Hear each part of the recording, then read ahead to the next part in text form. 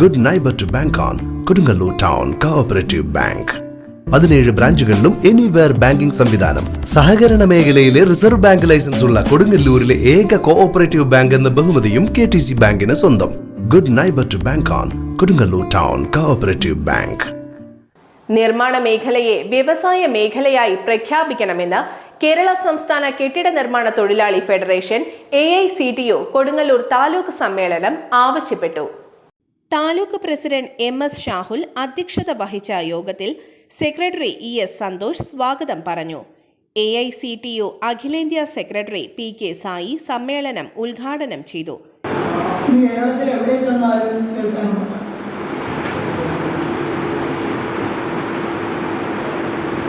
തൊഴിലില്ലാത്തതിന് പ്രധാന കാരണം പറയുന്നത് ഇപ്പോഴത്തെ സാമ്പത്തിക രംഗമാണ്.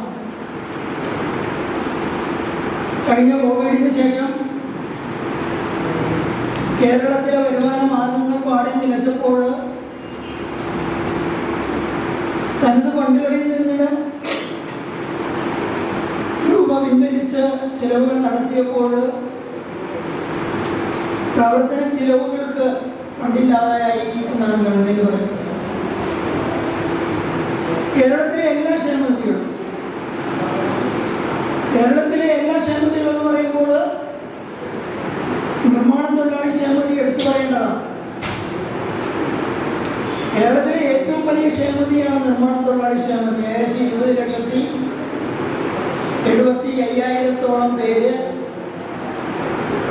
ഈ ക്ഷേമനിധിയിൽ അംഗമാണ്.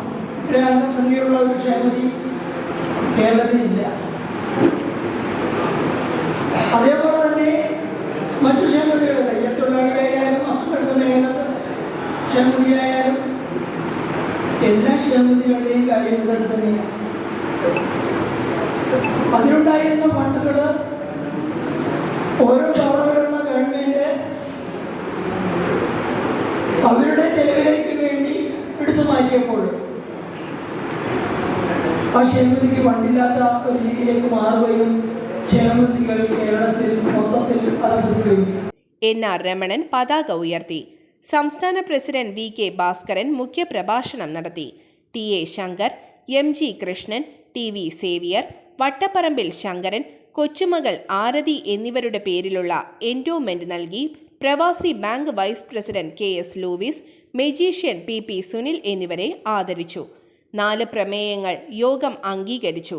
Edappally Basheer, KK Mohanan, NK Radhakrishnan, PA Joseph, TV Haridasan, TK Sajeevan, KS Aravindakshan, TC Sivadasan എന്നിവർ സംസാരിച്ചു. PV സ്റ്റാൻലി നന്ദി പറഞ്ഞു.